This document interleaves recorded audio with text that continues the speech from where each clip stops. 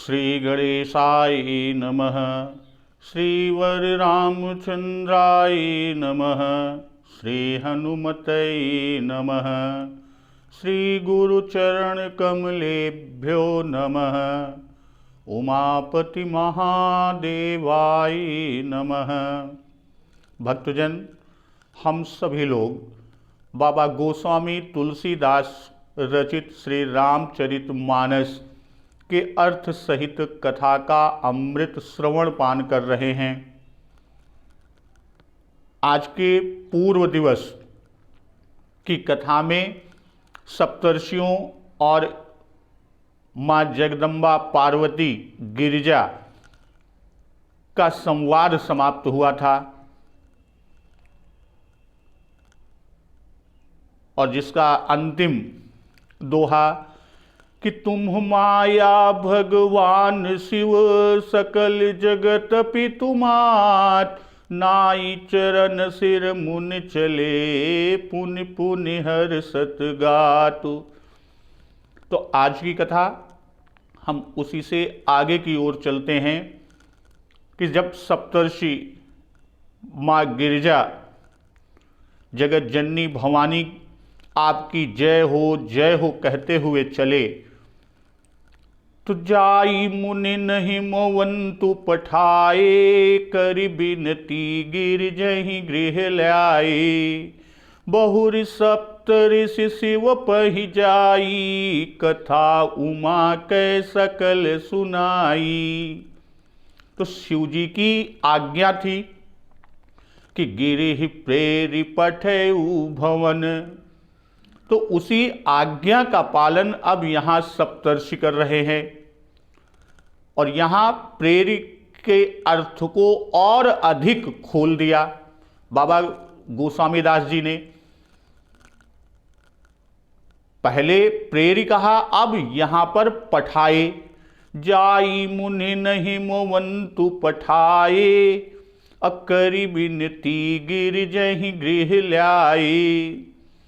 तो इस तरह प्रेरी का भाव है भेज कर, जैसे भृंगी प्रेरी सकल गण तेरे। और फिर आगे करि बिनती गिरिजहि गृह ल्याए। तो विनती करने के पीछे जो भाव है कि पार्वती जी तप का हठ किए हुए हैं, अतः विनती पूर्वक यानी विनती करके पार्वती जी को तप से निवृत्त किया, तप से उठाया। अब ब्रह्मवाणी के हठ परिहरि घर जायऊ तबहि से भी यही बात होती है कि आप हठ छोड़ दीजिएगा। तो उसी हठ के लिए विनती कि आप हठ छोड़ दीजिए, तो विनती कि कर बिनती गिरिजहि गृह ल्याए। अब गृह लाए कि घर से जो मां जगदम्बा पार्वती तपस्या जहां कर रही थी उस स्थान पर जहां की सामान्य रूप में देवताओं का भी पहुंचना मुश्किल था, कभी कभार ही कोई पहुंचता था, वहां से घर को ले आए। अब बहुरि सप्तऋषि शिव पहि जाई कथा उमा कै सकल सुनाई। अब बहुरि सप्तऋषि शिव पहि जाई, तो बहुरि का भाव यहां पर क्यों लिखा? भाई शिव जी की आज्ञा तो सिर्फ इतनी ही थी कि जाओ और प्रेम परीक्षा लो और गिरिराज को भेजकर उमा जी को घर भेजो। भाई शिव जी ने यही आदेश दिया था किसे? सप्तर्षियों को कि जाइए और उनकी प्रेम की परीक्षा लीजिए। पार्वती पहि जाई तुम प्रेम परीक्षा लेऊ गिरि प्रेरि पठेऊ भवन दूर करेहु संदेह। तो उसी संदेह को उनके दूर करने और उनकी परीक्षा लेकर गिरिराज को भेजकर और माँ जगदम्बा गौरी उमा को घर ले जाने के लिए आदेश था। और फिर लौटकर अपने पास आने के लिए नहीं कहा था कि जाना परीक्षा लेना और फिर मेरे पास आना, ऐसा तो कहा नहीं था। फिर भी सप्तर्षि पार्वती जी के निश्चल प्रेम को देखकर इतने मुग्ध हो गए कि उनका चरित सुनाने के लिए, यानी सप्तर्षियों से रहा ही नहीं गया और वे शिव जी के पास पुनः आए। इसीलिए यहां पर बहुरी है कि बहुरी सप्तऋषि शिव पहि जाई, कथा उमा कै सकल सुनाई। तो कहने का भाव यहां पर बहुरी कि अब दूसरी बार सप्तऋषि शिव जी के पास आए, तो जिस प्रकार से परीक्षा लिया, जो बातें सप्तर्षियों और मां जगदंबा पार्वती के बीच हुई सब कही, और जो उत्तर माता जी ने दिए वे सब कहे, और यह भी बताया कि मां जगदंबा गौरी उमा जी कैसी तपोमूर्ति देख पड़ती थी। तो यह सुनकर भय मगन शिव सुनत सनेहा, हरसि सप्तऋषि गवने गेहा, मन थिरु करि तब शंभु सुजाना, लगे करन रघुनायक ध्याना। अब यहां मग्न होने का भाव कि अब पार्वती जी को भरोसा हो गया होगा कि उनकी तपन मिट गई होगी। तो यहां जैसे भय मगन शिव सुनत सनेहा, अहरसि सप्तऋषि गवने गेहा। अब यहां गवने गेहा, भाई जो सेवा सौंपी थी वह सप्तर्षियों के द्वारा पूरी हो गई। भूत भावन भगवान शिव शंकर सेवा से प्रसन्न हुए, इसलिए इनको हर्ष हुआ। और सप्तर्षियों का घर कहां है? भाई जो यहां से घर जाना कहे कि गवने गेहा, कहां उनका घर है, कहां जाना कहा गया? बाबा गोस्वामी जी पहले ही लिख चुके हैं कि जह तह मुनिन सुआश्रम कीन है, उचित बास हिम भूधर दीन है। जब मां जगदंबा पार्वती तन से जन्म ली तो सभी बहुत सारे मुनि दूर दूर से आकर यहाँ वास बनाया, अपना आश्रम बनाया। तो सप्तर्षि भी यहाँ आश्रम बनाए। तो अन्य ऋषियों की तरह सप्तर्षियों ने भी हिमालय पर ही आश्रम बना लिया था और वहीं गए। भाई हरिद्वार से 5-6 मील उत्तर पूर्व दिशा लिए हुए एक सप्तस्रोत नामक बहुत प्रसिद्ध रमणीक स्थल है, और यहाँ से थोड़ी थोड़ी दूर से छोटी छोटी 7 धाराएं निकलकर जाके भगवती भागीरथी में मिलती हैं। तो इन्हीं सप्त स्रोतों के स्थान पर सप्त ऋषियों का निवास स्थान कुछ काल तक था, ऐसी प्रख्यात जनश्रुति है। तो वहीं पर सप्तर्षि गए। मन थिर करि सब शंभु सुजाना, लगे करन रघुनायक ध्याना। तो भक्ता सती के स्नेह और विरह से अब तक मन स्थिर नहीं था। पुनः भाव इसका क्या है कि पार्वती जी के प्रेम से मन चंचल हो गया था। तो उनके प्रेम के हाथों मानो बिक गए थे।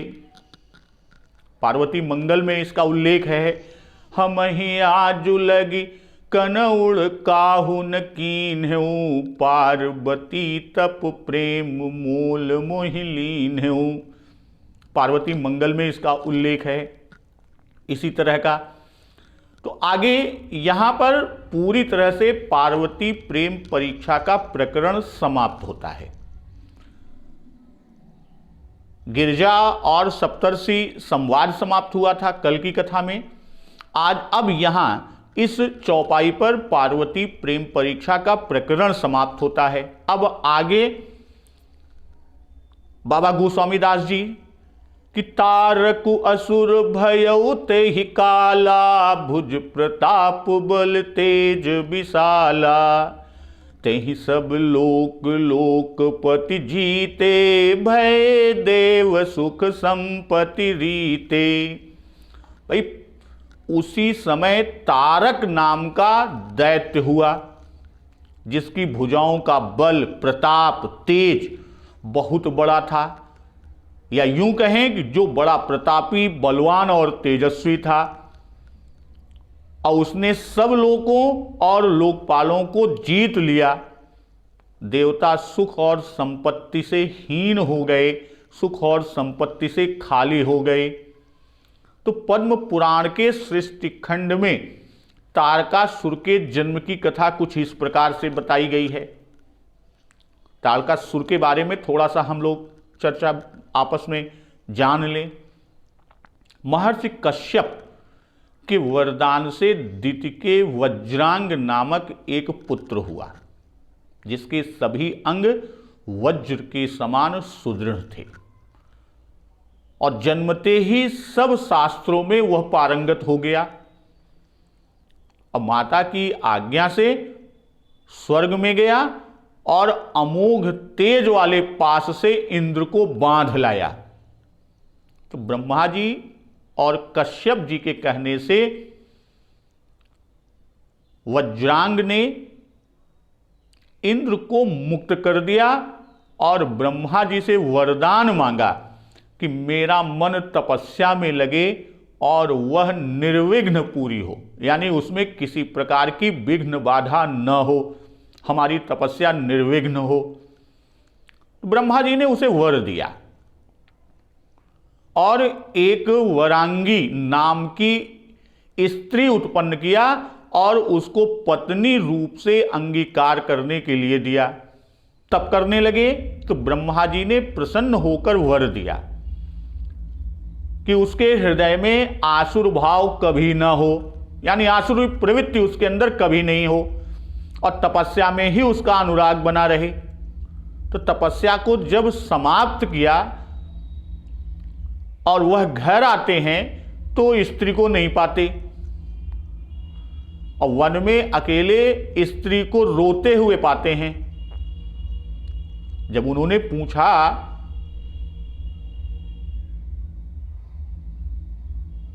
और पता चला कि इंद्र ने उसे बहुत डराया है और घर से निकाल दिया था, जिससे वह प्राण त्याग करने का निश्चय कर चुकी थी।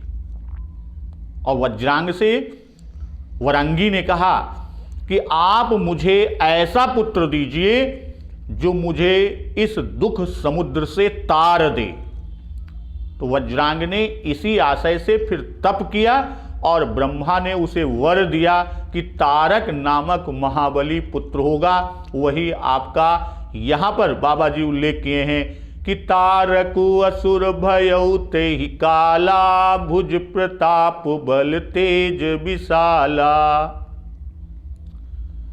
अब भयउ तेहि काला, इससे प्रश्न होता है कि तेहि काला तो सती जी के समय में ही हुआ या पार्वती जन्म होने पर या शिव जी की दूसरी समाधि लगाने पर, किस काल में? तो स्कंद और पद्म पुराण से यह निश्चय होता है कि तारकासुर के वर पाने और देवताओं की पुकार के पश्चात श्री पार्वती जी का जन्म हुआ। और यदि हम मत्स्य पुराण और कुमार संभव की बात करते हैं तो उनके मत के अनुसार कि देवताओं ने जब ब्रह्मा जी से पुकार की उस समय शिव जी समाधिस्थ थे। तो इससे कि पार्वती जी के जन्म के पश्चात ही तारक का जन्म हुआ और पार्वती तप की समाप्ति के लगभग ही उसको भी वर मिला। ये अलग अलग जगह पर अलग अलग उल्लेख है। अब भुज प्रताप बल तेज विशाला, तो कीर्ति यश बल या नाम सुनकर ही शत्रु डर जाए, यह प्रताप कहलाता है। और तेज क्या है कि मुख पर तपस्या के कारण एक ऐसा प्रकाश है कि शत्रु सामने आने पर आंख नहीं मिला सकता, वह देख कर ही कांपने लगता है। तो यह तेज की बात किया।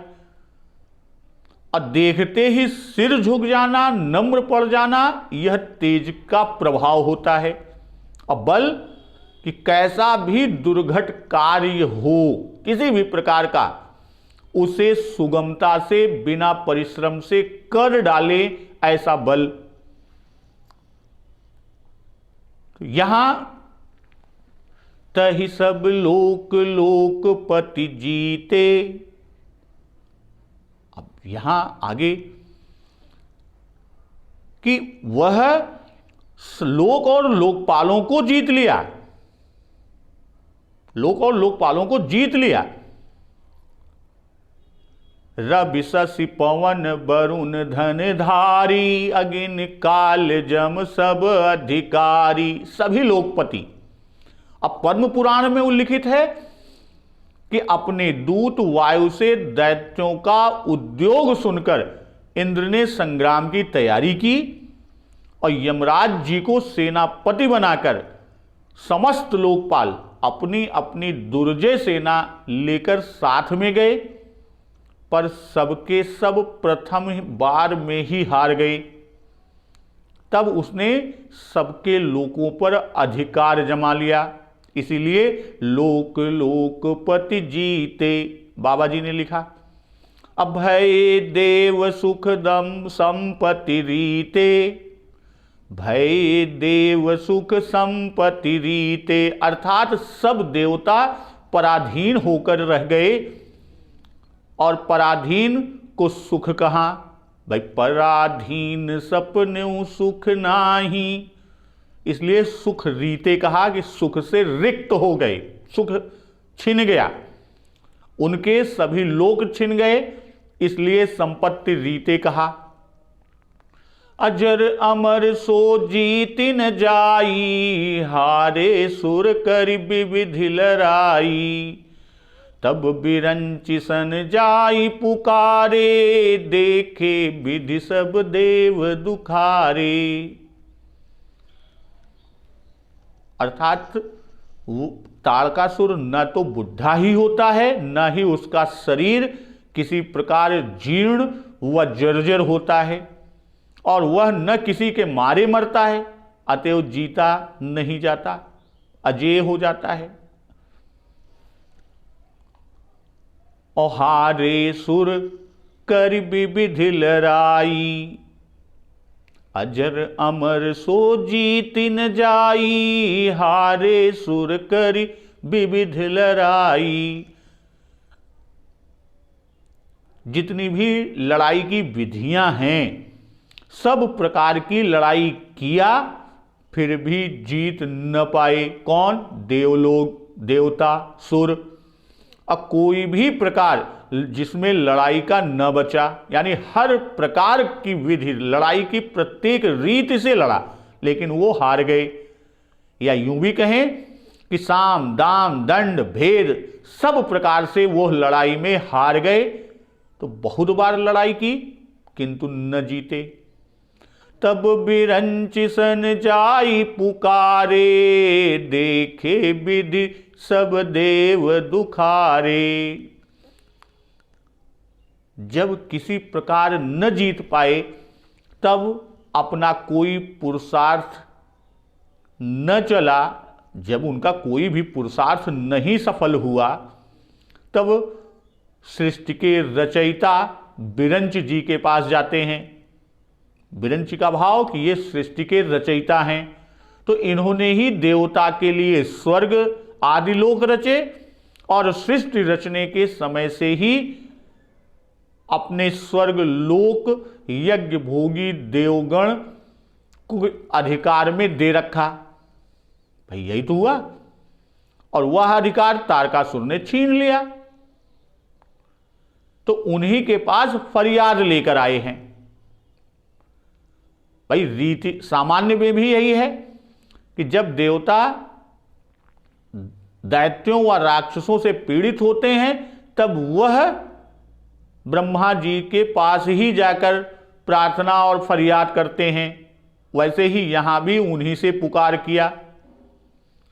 देखे विधि सब देव दुखारे, तो देवता सृष्टि रचयिता या अपना स्वामी जानकर उनके पास गए। अब विधि ब्रह्मा जी सबके ही विधान करता है, इसलिए वे भी दुखी हुए। भाई ब्रह्मा जी देवताओं को देखकर बोलते हैं कि आपके मुखों पर पूर्ववत कांति नहीं है। इंद्र का वज्र कुंठित लग रहा है, वरुण का पास दीनहीन दिख पड़ रहा है, कुबेर की भुजा गदा से रहित है। तो ये सब अनादर की सूचना दे रहे हैं। और यमराज का दंड बिल्कुल अशक्त जान पड़ रहा है। क्या आपकी प्रतिष्ठा को किसी ने भंग किया है? ब्रह्मा जी देवताओं से पूछ रहे हैं।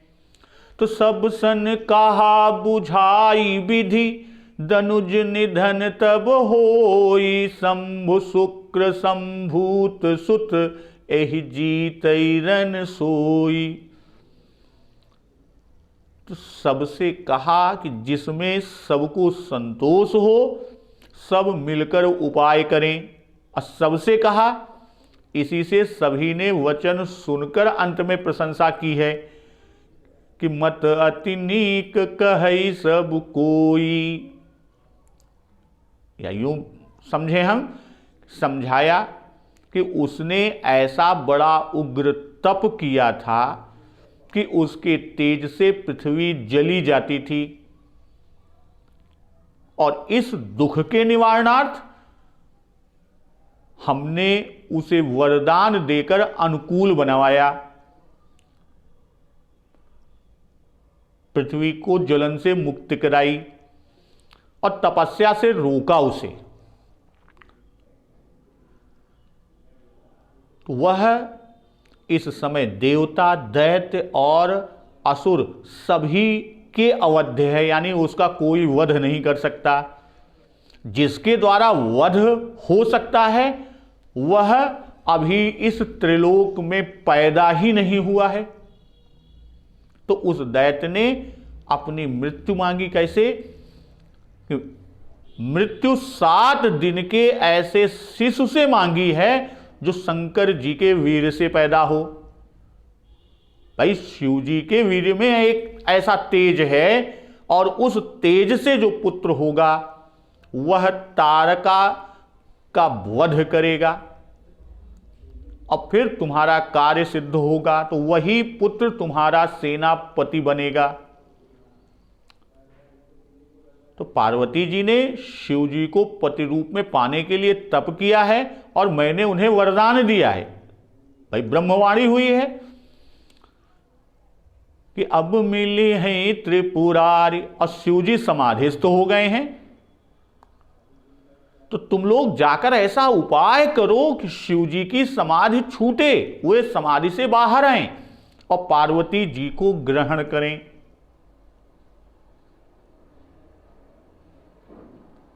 कुमार संभव में उल्लिखित है कि ब्रह्मा जी ने ये शब्द कहे, ये वचन कहे कि तुम शिव जी के चित्त को किसी भी प्रकार उमा जी के रूप पर मोहित कर दो, जैसे चुंबक लोहे को आकर्षित करता है।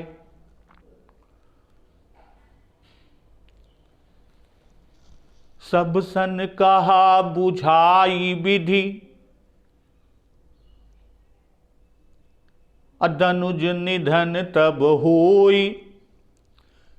जब ऐसा हो तब ऐसा हो, तो यहां पर भी एक अलंकार व्याकरण की दृष्टि से संभावना का रूप दिख रहा है, इसलिए संभावना अलंकार है। और यह भी बाबा जी ने दिखाया, हम तुम्हारा दुख दूर नहीं कर सकते। भाई उपाय तो बता देते हैं कि जी उससे दुख दूर हो जाए। अशंभु शुक्र संभूत सुत, सुत तो गणेश भी हैं, यदि वे ज्येष्ठ पुत्र समझे जाएं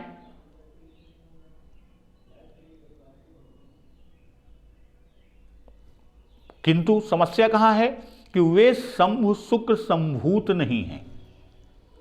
गणेश जी शंभु शुक्र संभूत नहीं हैं।